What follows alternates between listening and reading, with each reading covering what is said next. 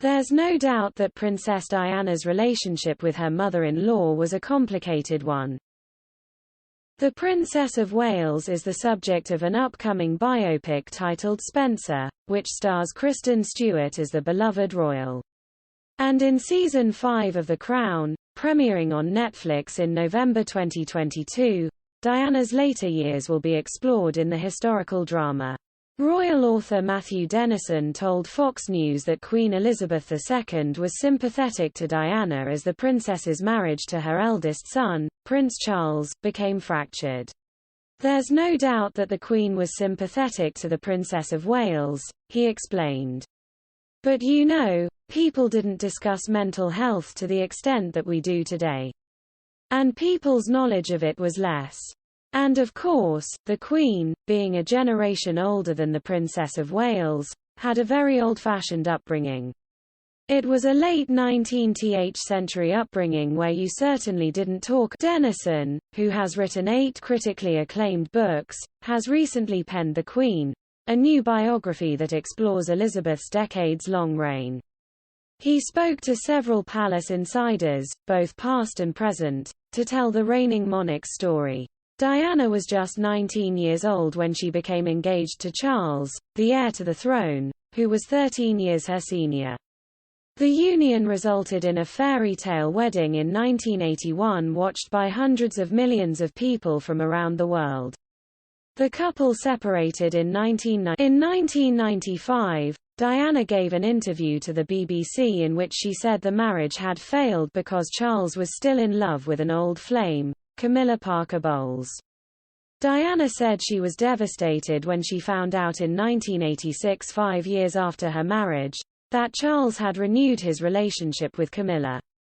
She said she was so depressed that she deliberately hurt herself in a "There were 3 of us in this marriage, so it was a bit crowded," Diana famously said. The princess also admitted that the discovery of Charles' affair contributed to feelings of failure and rampant bulimia. While Charles had asked for the separation, Diana said she wasn't seeking a divorce because of the impact it would have on their sons. "Obviously we need clarity in the situation," she added. After the interview, the Queen recommended that the couple divorce quickly. The marriage was legally dissolved the following year. The Queen sympathized with the Princess of Wales and had a great personal fondness for her, said Dennison. "I don't think there was ever any lack of affection. I think the Queen didn't understand why the princess might say or do things that would jeopardize the institution that she'd married into, which was also her own children's inheritance. I think the Queen found that very difficult. But there's no doubt that Diana." 2 years after the interview, the princess died in a Paris car crash as she was being pursued by the paparazzi. She was 36. Both of her sons, Prince William and Prince Harry, have said they see a direct link between deception tactics that were used to secure the BBC interview and their mother's untimely death. Dennison said he took issue with the way the Queen, 95, was portrayed in Season 4 of The Crown, which premiered last year. While the series has been much dissected since its 2016 premiere for its dramatic interpretations of the royal family, the most recent season has sparked the most debates and headlines. Set in the 80s, it focused on Charles and Diana's widely "Where does one start?" Dennison said with a chuckle. "Let's be honest, The Crown has been, in some ways, very good for the monarchy because it has reminded younger viewers that the Queen was once a dazzlingly glamorous figure.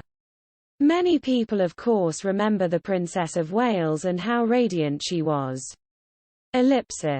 But I also think that in some ways, it has been incredibly cruel and very unfair. She's interpreted as a figure who cannot feel ordinary human feelings," he continued. "The Queen has a praiseworthy, wonderful dedication to duty. And yet the writers transformed that into something negative. She's somehow a figure who is unable to have ordinary emotions or affections. That is deeply unfair to somebody who began her reign as a young woman and who has never stopped even during time. Isn't it remarkable for a famous person nowadays to have an element of the unknown? a sense of mystique about you as you carry on. He noted, "I think it's a triumph." Former Royal Press Secretary Dickie Arbiter previously called The Crown a hatchet job on Charles and Diana. Arbiter has also accused the series of stretching dramatic license to the extreme, The Hollywood Reporter shared. Diana's brother, Charles Spencer, has also said the show should carry a notice that this isn't true but it is based around some real events. "I worry people do think that this is gospel, and that's unfair," the 57-year-old told broadcaster ITV. Netflix previously rejected calls from British Culture Secretary Oliver Dowden to add a disclaimer to the series that states it is a work of fiction. The streaming giant said the show is presented in enough context. "We have always presented The Crown as a drama. And we have every confidence our members understand it's a work of fiction that's broadly based on historical events," according to a statement released by Netflix. "As a result, we have no plans, and see no need, to add a disclaimer," the statement added. The Crown creator Peter Morgan, whose work also includes recent history dramas The Queen and Frost, Nixon, has defended his work, saying it is thoroughly researched and true in spirit. In a 2017 discussion of The Crown, Morgan said, "You sometimes have to forsake accuracy, but you must never forsake truth." Diana is far from forgotten. On July 1, which would have been her 60th birthday, William and Harry unveiled a statue of their late mother. Her three siblings joined the brothers for the private ceremony in the sunken garden of London's Kensington Palace, a place where the princess once found solace. The statue, which shows a larger-than-life Diana surrounded by three children, was commissioned by the princes in 2017. The style of her dress is meant to evoke the final period of her life when she gained confidence in her humanitarian work.